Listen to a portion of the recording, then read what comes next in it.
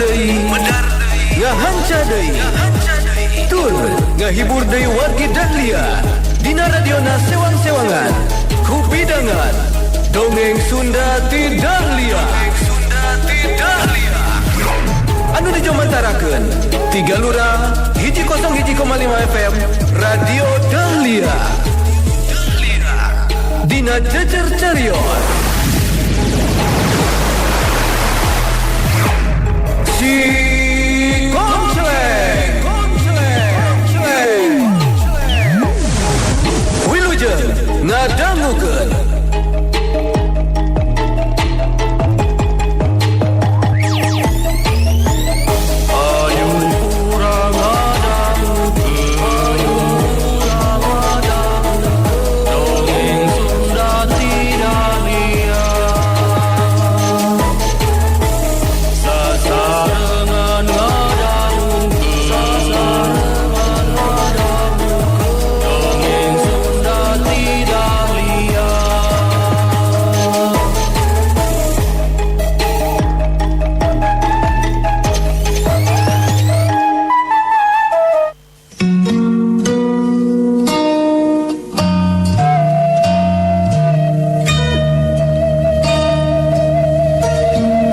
wargi Dahlia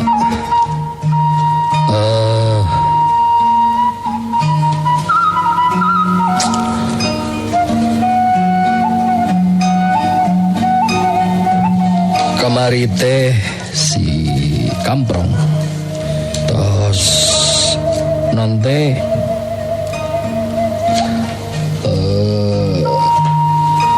dipangaruhan ku ilmu gandrung ayu jenggen atau si Konceleng tanding titisan siluman karya Bagus Resmati.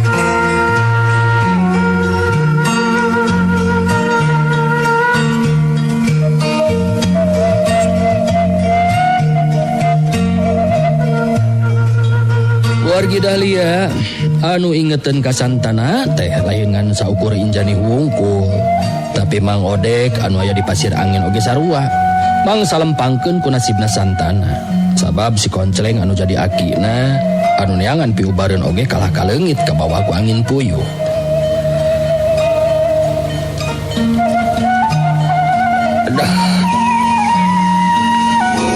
Nah kudu kamana tuh aing neangan ki Konceleng itu nya sedengkeun jang santana mah ieu teh geus pasti keur nempra dina kayaan ripuh butuh buru-buru ditulungan nya anjlaka ieu mah lamun ki Konceleng dihakan dademit aduh pamaksudan teh gagal atuh ieu mah diri aing oge biheung salamet deui aduh kumaha teu ngarti ya gulungan angin puyuh teh bisa mawa jelema deui Mang Odek jadi ngabayangkeun lamun teh mah santana nepikeun ka henteu diubaran geus bisa dipastikeun santana bakal ngalayang jiwa lantaran tatu di jero anu kacida beratna balukar tarung tandingan jeung sigarang larang teh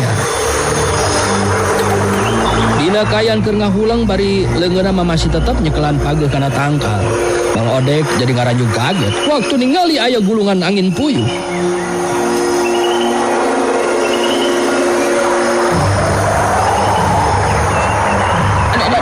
Terus datang deh bae gulungan angin puyuh teh bobo cilaki ieu mah kayak ieu mah duh mal boai ini bakal sanasibkeun ki Konceleng ieu mah di bawah gulungan angin puyuh aduh kumacara nanying ka hanana ieu teh aduh tutu nya bener tuh angin puyuh teh datang nyamperkeun ka dieu geuningan angin hus angin indet ya tong ka dieu hus ka sabrang ka Palembang hus pait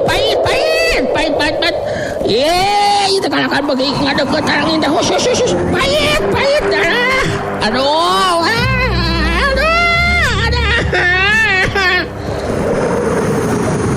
Eta gulungan angin puyuh teh harita bener bae muru ka lebah Mang Odek. Kejadian saterusna ngajadikeun Mang Odek lenyap hatena. Sabab gulungan eta angin puyuh teh ngabuleun awakna. Anu saterusna Mang Odek bisa ngarasakeun manehna diangkat ku eta gulungan angin puyuh anu akhirna Mang Odek jadi teu inget deui naon-naon saking ku kaget-kagetna.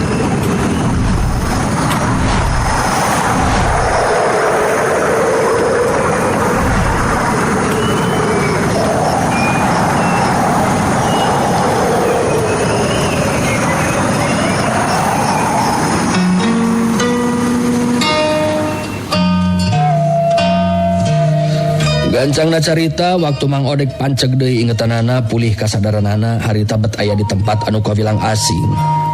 Mang Odek harita katingali luak lieu kenca katuhu niteran sabudeurieun eta patempatan.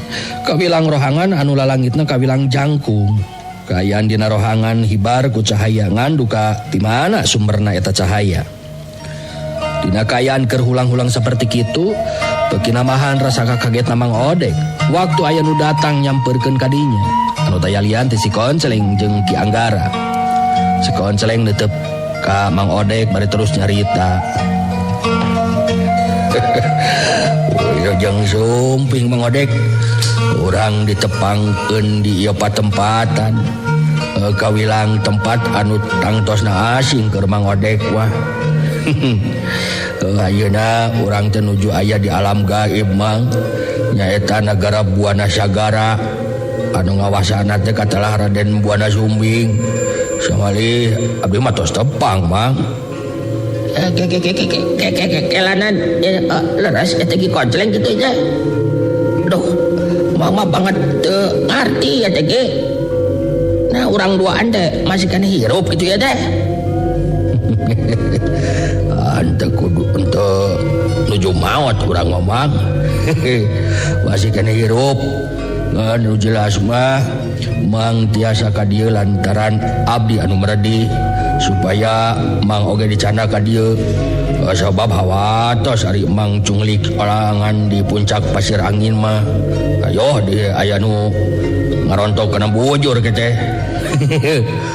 Sakaligus ngarah abdi aya rencang jadi sangkan aya nu tiasa diajakan badami Mang. Mang mah terus terang bet asa aya dina alam pangimpian ya teh Ki. Anu jelas ya tempat teh kawilang asing sareng aheng keur Mang mah. Mang Odek teu kedah kaget. Sabab abdi oge sami kaget ya teh. Ieu teh Ki Anggara Mang anu kaetang kapercayaanna Raden Buana Sumbing. Cobi Ki Anggara mugi tiasa ngajelaskeun anu sajelas-jelasna ge. Wah, ngarasak kaget. Andi gaduhan memang ayeuna aya di alam gaib. Wah, Ki Anggara anu geus mawandi ka dieu.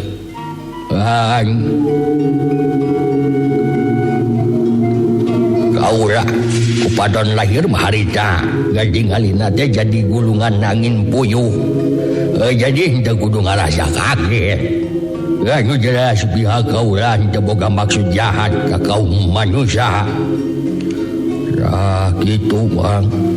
Abdi oge satadina mah meh teu percaya itu kana anu karanapan dina waktu ayeuna aja Mang. Tapi dina akhirna mah abdi ngarti ya kenyataan anu kudu disangareupan ku urang. Ki Anggara upami teu kaabotan mah abdi hoyong ngobrol paduduan ieu sareng ieu dulur abdi Mang Odek. Atunya mangga yang Konceleng. Salira jang dos bade ngajak badan dende ameurna nya. Ulah moal rek dipilueun kana eta babadamian. Mangga di kanton linggih ya kukura.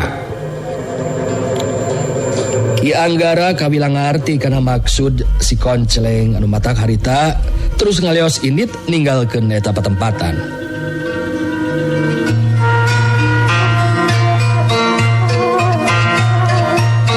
Sangeusna ngan ukur duaan jeung Mang Odek harita si Konceleng jadi leuwih laluasa ngobrolna. Mang Odek netep antep ke si Konceleng, narik napas panjang terus nyarita deui. Aduh. Nyaan Mang mah asa aya dina alam pangimpian berenang ieu teh. Nya gitunya. Nyapu goge gitu ya teh Oh, tapi nah diperhatikan ku Mang salira di Konceleng mah tenang-tenang gitu geuningan. Oh, padahal Mang mah ya bingung ya teh. Nya tadi teh asa di alam pangimpian ya teh. Ya. Ari tos kedah kumaha deui atuh Mang. Urang memang kapaksa kudu narima kana ieu kanyataan anu tumiba. Bener teh Mang. Malah abdi tos tepung jeung Raden Buana Sumbing. Anu samalih mah mustika buana putih anu diteangan ku kuring tetetela kabilang pusaka cangkingan atawa nu kapimilik ku Raden Buana. Ya sakaligus eta mustika teh pusaka ti nagara Buana sagara teh mah. atuh kalarasan ari kitu make nya tos bae atuh jelaskeun ku salira Ki Konceleng yen urang peryogi eta mustika teh sanes kanggo naon-naon namun kanggo ngalandongan anu jadi incu. Abet pirakun teu masihan pitulung atuh ka salira Ki Konceleng. Tah kebah dinya abdi anu jadi bingung teh Mang. Eta mustika teh bakal dibikeun jadi milik abdi, tapi aya syaratna. Anu eta syarat teh kawilang enteng bangga keur diri abdi mah. Mata kayang badami jeung Mang teh kitu tah. Nah, kumaha kitu syaratna teh Ki? Cik cobik jelaskeun ka Mang. Menawi atuh mun aya anu tiasa jadi bahan pamikiran keur Mang. Banggana teh, bangga naon eta teh kitu ge? Jadi kieu teh Mang. Mustika Buana Putih bisa jadi milik abdi saat dijadikan hadiah pikeun diri abdi. Kalawan katangtuanana abdi kedah menang di acara jago tandingan nu diayakeun di alam gaib. Nu tangtu be abdi mung hiji-hiji na jago ti alam manusia. Anu tangtu bebe pasti beda jeung jago ti alam lain. Dumasar kana eta kayaan ieu mah lamun urang Majapahitna we Mang. Lamun nepikeun ka abdi teu bisa menangkeun eta tarung tandingan mangka tos jelas eta mustika teh moal jadi milik abdi. Nah, jadi kumaha urang bisa nyalametkeun jiwa santana lamun geus kitu tah. Eta anu jadi banggana teh kana eta syarat teh Mang. Memang enteng bangga oge ari kitu masyaratna Ki. Entengna Ki Konceleng ngan saukur ngilu aub kana tarung tandingan para jago terus jadi anu pangpunjulna. Sedangkan Ki Konceleng memang jago anu geus ureuh seueuh upalaaan pangalaman pasina oge. Geus teu aneh kana anu ngaran tarung tandingan. Ngan anu jadi banggana teh engke anu jadi lawan Ki Konceleng teh para siluman. Anu tangtu we beda jeung jago biasa.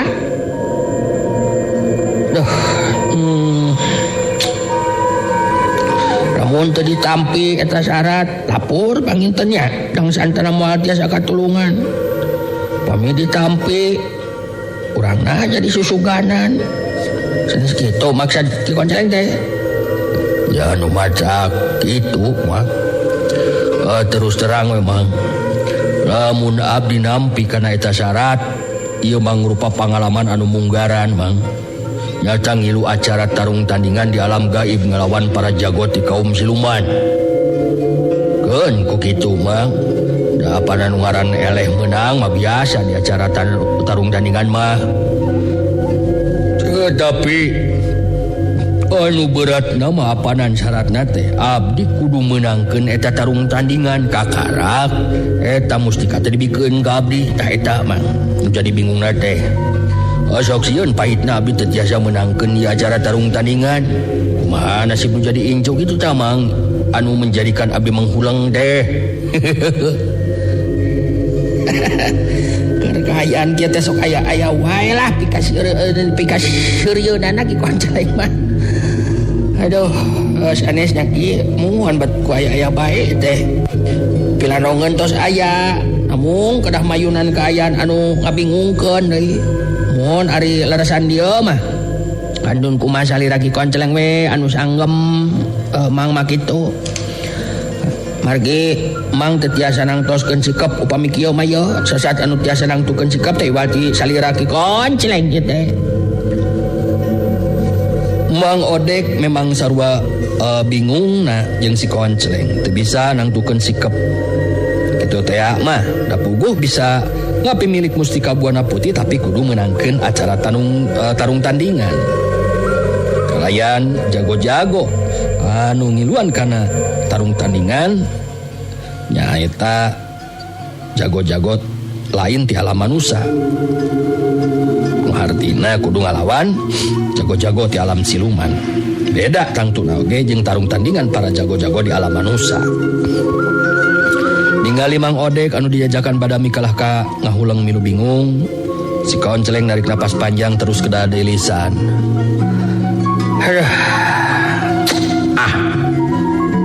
Wah, itu Mang Odek diajakan badami teh kalah ka sarua we ngahulang ieu teh. Becegan keur nguseup kieu ye pada tingjareun tuh. Wah ieu teh.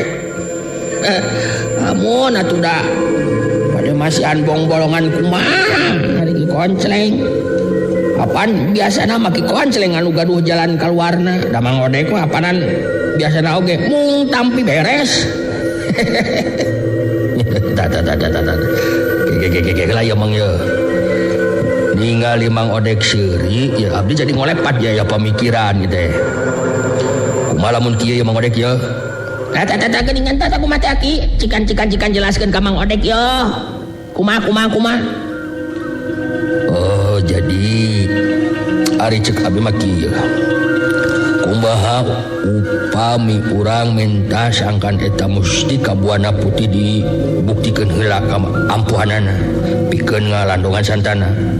Lamun santana tiasa disalametkeun nembe abdi kersa ngilu aub kana eta acara tarung tandingan. Lamun geus kitu mah apanan ka abdina oge janten larugina Mang teu jadi beban. Rek menang rek eleh oge dina engke eta acara tarung tandingan para jago teh eueuh bebanna naon da santana geus salamet. Bener teh Mang? Aya benerna oge ta pamikiran teh ge. Abdi satuju oge ta kana jalan pamikiran ki konceleng teh. Buktikeun heula kaampuhan Mustika Buana Putih pikeun nyalametkeun jiwana santana. Lamun geus bukti bisa nyalametkeun jiwana jang santana kakana ki konceleng kersa ngilu aum kana eta tarung tandingan. Nyaan hebat ta pamikiran teh ge.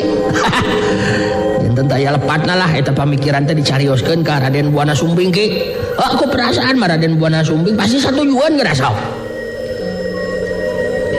Mang Odek satujueun kana gagasan ti si konceleng ngeunaan usul anu kudu ditepikeun ka Raden Buana Sumbing pikeun ngabuktikeun heula kaampuhanana Mustika Buana Putih teh. Teu lila harita Mang Odek kadenge nyarita deui. Tah, salajengna ieu teh kaayaan Mang kumaha ye kieu? Nah bakal tetep bae aya di dieu ieu teh. Mun arencangan ki konceleng apa jadi teu paruguh jeung era be keur Mang mah yo nya teu bisa nulungan naon-naon. Nah, bet make jeung teu paruguh jeung menjadikan era segala rupa, Bang. Wayahna be di dieu heula maturan abdi nepikeun ka urusan rengse gitu. Da ayeuna mah urang karinungguan we ieu mah engke kumaha sikepna Raden Buana Sumbing. Satu tasna abdi ngadugikeun gagasan anu tadi teh mah. Jadi wayahna be senajan teu betah ge wayahna dibetah-betahkeun ayeuna mah kitu. Ya, ari Mang mangiringan be kumaha ki konceleng. Among mudah-mudahan mah naon rupi anu engke dirugikeun teh tiasa disatujuan ku Raden Buana Sumbing teh. Aduh, jangan disangka ieu pengalaman teh bet ngalaman ngambah ka alam gaib sagala rupa ieu mah ya. Si Konceleng miharep sangkan Mang Odek tetap aya di dinya ngabaturan. Sebab lamun maksakeun keluar ti eta patempatan oge teu gampang da puguh lain alam lahir.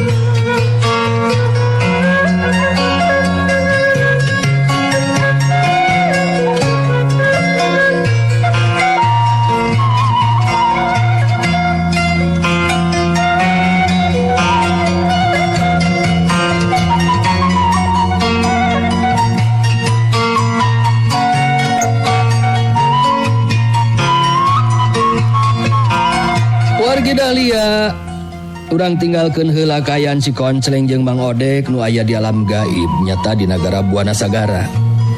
Caturkeun harita di alas waringin si Kamprong anu harita kakarakudang tina sarena anu tibra ngarasakeun aya perasaan anu aneh. Sabab inget bae ka Nyai Wulung hatena jadi kumejot hayang panggih. Pangaruh ilmu gandrung ayu geus nembus kana jiwa jeung pikiranna si Kamprong dina waktu harita.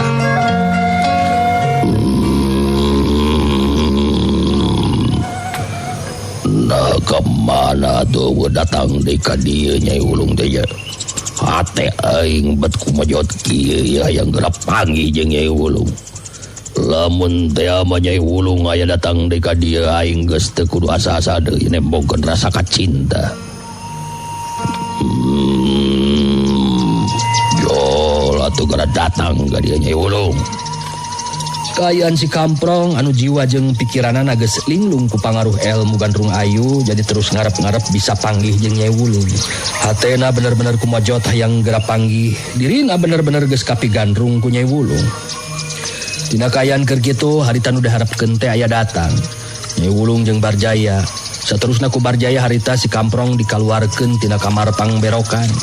Barang keluar terus panggih jeung Nyai Wulung oge sikep jeung caritaan si Kamprong bener-bener robah ka Nyai Wulung lir upama kabuah hate bae. Bari nyepengan leungeun Nyai Wulung terus leungeun anu katuhu si Kamprong ngusapan pipina Nyai Wulung si Kamprong nyarita.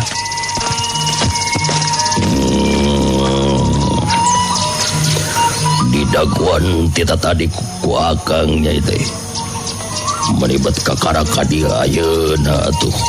Akang bener-bener sono bat ku tega nyiksa perasaan akang Nyai gelis. Ulah rek ninggalkeun deui akang sing karunya ka akang. Kang Kamprong. Jadi bener Kang Kamprong teh mika cinta ka diri Nyai sapinuhna. Syukur atuh lamun kitu mah. Dalah sanajan Nyai oge sarua ieu rasa cinta dina batin Nyai teh memang geus lila ngancikna. Sing percaya gelis gara akang geus taya deui wanita nu bisa ngapagjakeun kahirupan akang ka batin Nyai anu gelis. Kita tadi hateku majota yang panggil betkun tesangga kakarak bisa patepung ayeuna. Akang teu kuat kurasa sono ya teh. Nya sanajan Nyai oge sarua.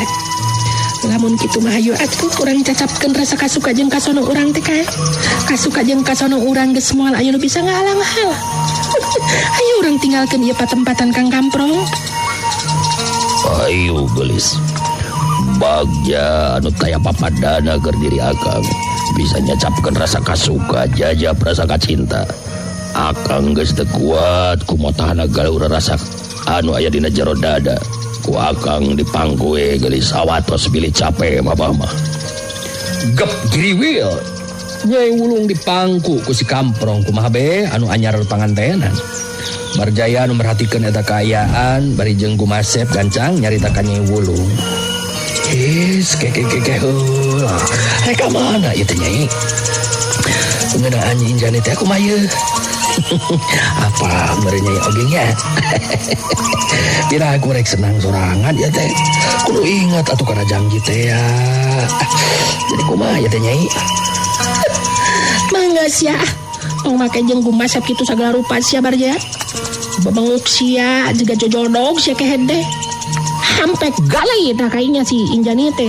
Nah ieu mah geus jadi milik Mani. Ari geus merangseng kitu mah kali datang we ka kamarna deuleu. Aing mah make kudu jalil janji sagala rupanya ho. Ya sok mantau ka itu. Ku aing mah dihalang-halang rek saminggu ge dur-duran oge mangsa bodoh aing mah. Beungeus ah. Haling tong halangan jalan aing sakehet. Ayo atuh Kang Kamprong urang angkat Kang. Barjaya pindah tempat sangkan si Kamprong anu manggul atau mangku Nyai Wulung bisa ngaliwat kitu na teh bari nyarita deui ditujukeun ka Nyai Wulung. Nya syukur atuh ari kitu mah Nyai. Kasuka jeung sugema kana hatena oge ye urang masing-masing pada nyorang kasuka jeung kasenangan hate. Wilujeng jajab kasuka Nyai Wulung. Barjaya jadi suka seuri geus ngadenge carita anu saperti kitu ti Nyai Wulung mah. Geus kitu mah manehna teu loba carita. Terus indit ngagede gelempang muru rek nepungan Injani. Harap jeung kahayangna anu geus lila jadi implengan ayeuna bakal jadi hiji kanyataan. Sajeroning lempang Barjaya nyerengeh seuri bari jeung ngomong sorangan. Geus moal aya deui ampun poe ieu mah keur maneh Injani. Kumaha bae carana kudu beunang disungsi diri di sorang badan. Podo kacida keur diri aing lamun pikeun ka teu bisa laksana. Ieu karep jeung kahayang dina waktu ayeuna. Dagoan sakedeung deui oge akang bakal datang Injani. Da digalai teureun-eureun sia. Geus kagambar dina pikiran Barjaya dina waktu harita. Lamun ya mah Injani tetap nolak dijadikan pamajikan, kepaksa Barjaya bakal ngalakukeun tindakan anu kasar ku cara maksa mirusa. Anu penting Injani bisa beunang dirina. Kitu tegadna Barjaya dina waktu harita.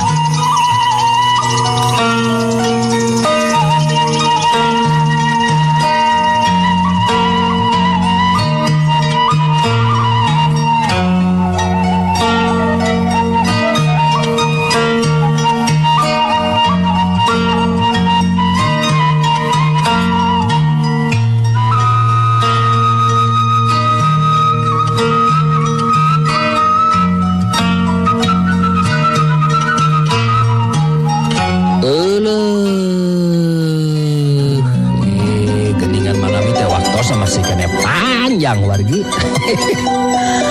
Pas ningali keningan tos moleset tos meped kata buopat. Tekaraos pisan. Keun urang ngecakeun heula ieu seri asik konseling dinten ieu. Insyaallah enjing urang ngalajengkeun deui urang teraskeun deui. Atur nuhun ka sadayana nu maranco dina sonten ieu. Arul Kimce nuju manco saha wae Rul di dinya Rul di Balai Endah. Wah leres.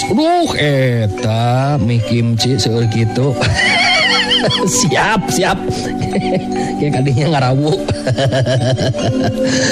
Aduh mohon salam baktos mohon atur nuhun oge ke Bu Haja Yoyo sing hingal damang Bu Haja pabrik kerupuk sarina sehingga sehat sabihara-bihari deui urang ulah kata terasan mohon salam baktos ka reng-rengan Bador Official 27 mohon sadayana ya Kang Kuse The Bodor teras oge aya Odemiku Bu Ikok Mang Basar Kang Agus Injuk sadayana Kang Ded oge aya pengintennya mohon kana masing sehat Taiwan oge sami pabrik kerupuk sarina sarehat sadayana mohon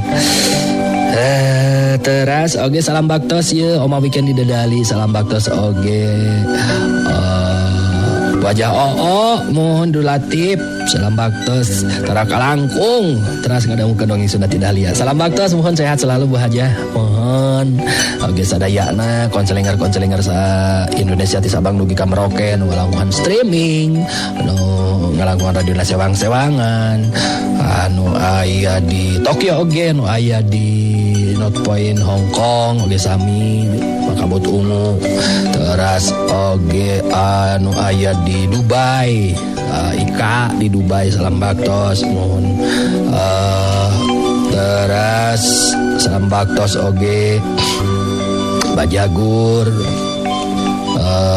pasukan Junti oge Ranco teras hatur nuhun insyaallah enjing urang ngelajengkeun deui kum sadayana punten ya anu ngaWA anu